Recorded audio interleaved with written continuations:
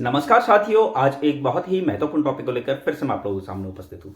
साथियों, आज का जो मेरा टॉपिक है वो उत्तराखंड के अंदर मेडिकल कॉलेज के 1455 पदों पर जिन अभ्यर्थियों का चयन हुआ है उनको लेकर है।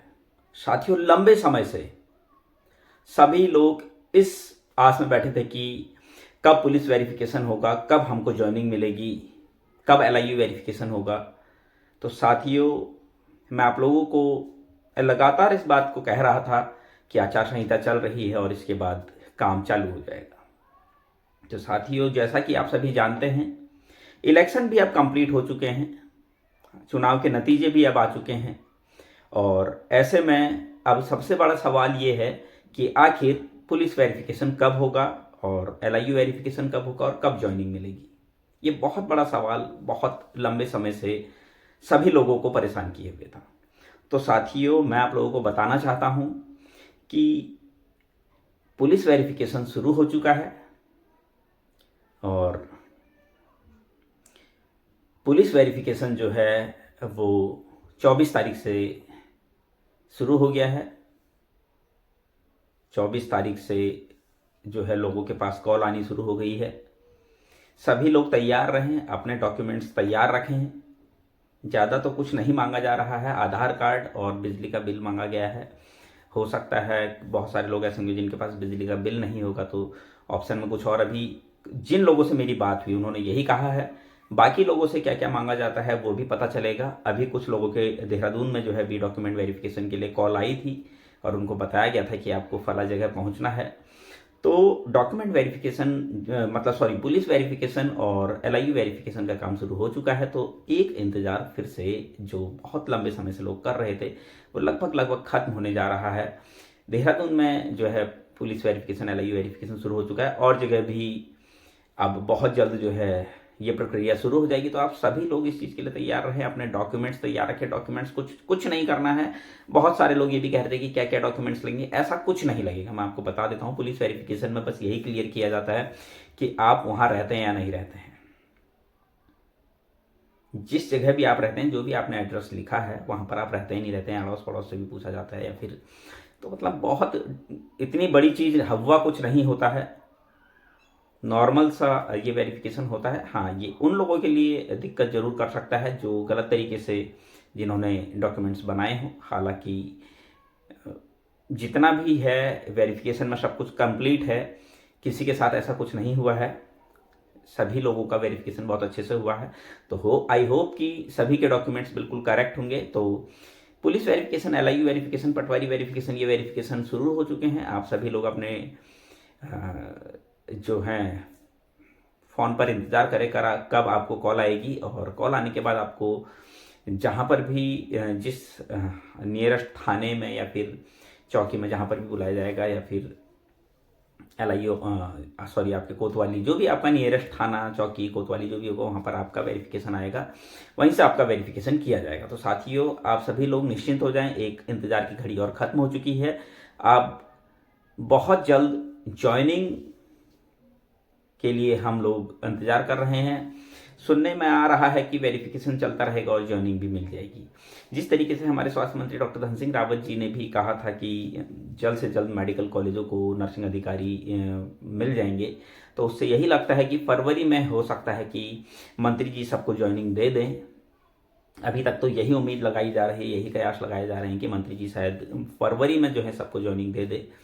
और साथियों, एक चीज़ और कहना चाहूँगा, जैसा कि मैंने अपने पहले कुछ दिन पहले एक वीडियो डाला था कि हम मंत्री जी को हल्द्वानी बुलाना चाह रहे हैं उनके स्वागत के लिए, क्योंकि जिस तरीके से उन्होंने इतना बड़ा काम किया है।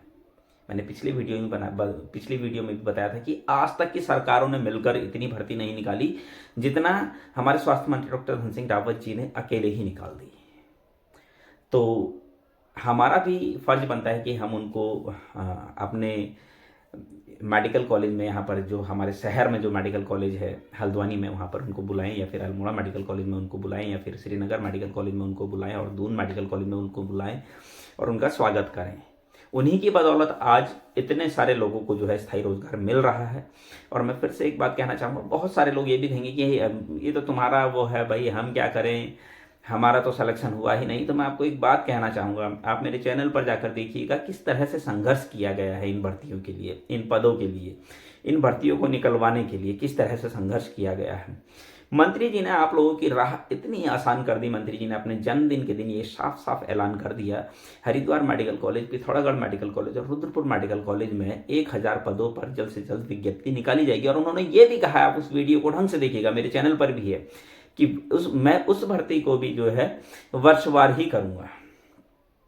सब कुछ रास्ते आपके लिए खोल दिए गए, आप जाकर मिल सकते हैं कि मंत्री जी आपने कहा था कि इन 3 मेडिकल कॉलेजों में नर्सिंग अधिकारियों के जो है 1000 पद निकाले जाएंगे और वो भी वर्षवार ही भरे जाएंगे। ऐसे में हरिद्वार मेडिकल कॉलेज को पीपीपी मोड पर देने से रोका जाए। तो मैं आपको इस चीज़ का यकीन दिलाता हूं, अगर इस बात को हम मंत्री जी के सामने रखेंगे तो हरिद्वार मेडिकल कॉलेज को कहीं ना कहीं पीपीपी मोड पर जाने से रोका जा सकता है।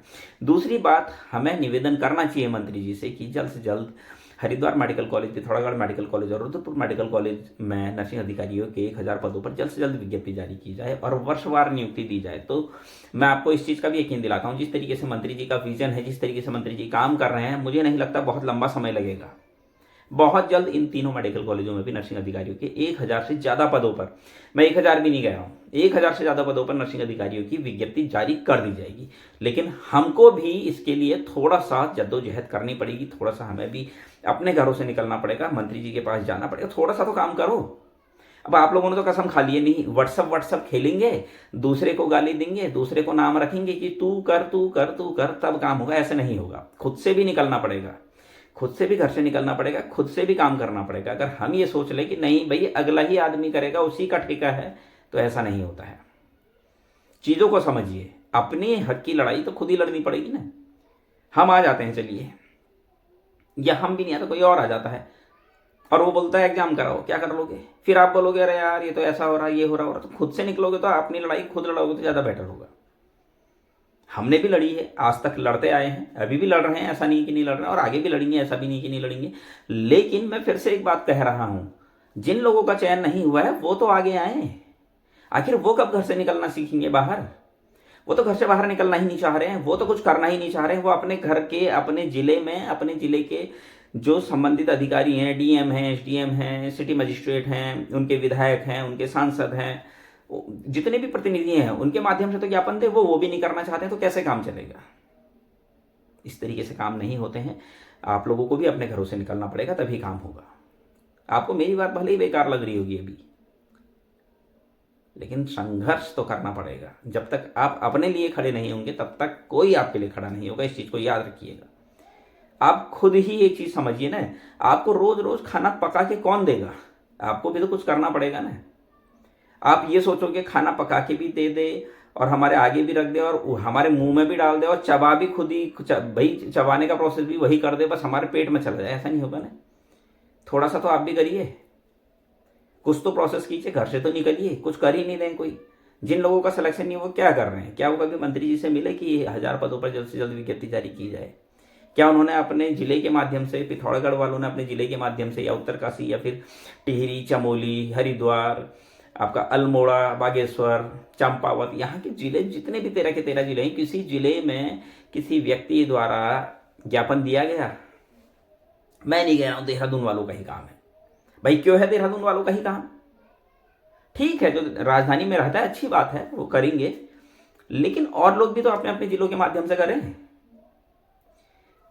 हमारे स्वास्थ्य मंत्री डॉक्टर धन सिंह रावत जी के नाम पर एक ज्ञापन बनाया जा सकता है, डीएम सर के माध्यम से दिया जा सकता है, एसडीएम सर के माध्यम से दिया जा सकता है, सिटी मजिस्ट्रेट जी के माध्यम से दिया जा सकता है, लोकल विधायक के माध्यम से दिया जा सकता है, वहां के सांसद महोदय के नाम से वो के द्वारा दिया जा सकता है। कोई भी प्रतिनिधि है भाई, हमने तो अपना ज्ञापन मंत्री जी तक पहुंचाना है, तो पहुंचाने का माध्यम ही तो चाहिए हमें। इतना भी अगर हम नहीं कर पा रहे हैं तो फिर कैसे होगा बताइए? और हम ये बोल रहे हैं यार हमारी तो किस्मत खराब है। किस्मत खराब नहीं है, हम किस्मत को खुद खराब कर रहे हैं। खुद से लड़ना सीखो। जब तक खुद से आगे नहीं आएंगे तब तक कुछ नहीं होगा। मैं शुरू से इस चीज को कहता हूं कि खुद भी निकलना पड़ेगा। हमें भी अपनी इस नौकरी के लिए खुद से भाई घर से बाहर निकलना पड़ा। कई महीनों तक हम घरों से बाहर रहे, लंबे आंदोलन किए,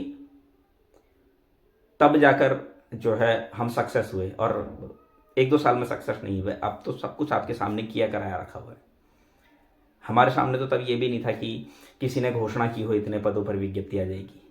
अब तो मंत्री जी खुद कह चुके हैं कि 1000 पदों पर जो है 3 मेडिकल कॉलेजों में जल्द से जल्द नर्सिंग अधिकारियों की भर्ती वर्षवार कर दूंगा, भी कह दिया उन्होंने। अब किस चीज़ की टेंशन है? अब एक ही टेंशन है, आप घर से नहीं निकल रहे हो, बाकी कोई टेंशन नहीं है। जिस दिन आप घर से निकल जाओगे उस दिन विज्ञप्ति भी आ जाएगी। साथियों, हम आपके साथ खड़े हैं, तभी खड़े हैं जब आप लोग कुछ करना चाहोगे। अगर आप लोग ही इंटरेस्ट नहीं लोगे तो हम कैसे इंटरेस्ट लेंगे, आप ये सोचिए। आप लोगों को भी इंटरेस्ट लेना होगा, नौकरी आप लोगों की लगनी है, आप लोगों को पहल करनी होगी। हम आपके साथ खड़े हैं, आज भी बोल रहा हूँ, लेकिन तभी हम आपके साथ खड़े हैं जब आप कुछ करना चाहोगे। आप बोलोगे अपने घर के अंदर बिस्तर में लेट के, आप बोलोगे भाई बबलू तू जा, तू कर, या हरी भाई से बोलोगे, या फिर हर्ष व्यास भाई से बोलोगे कि तुम जाओ तुम करो, कब तक करेगा भाई?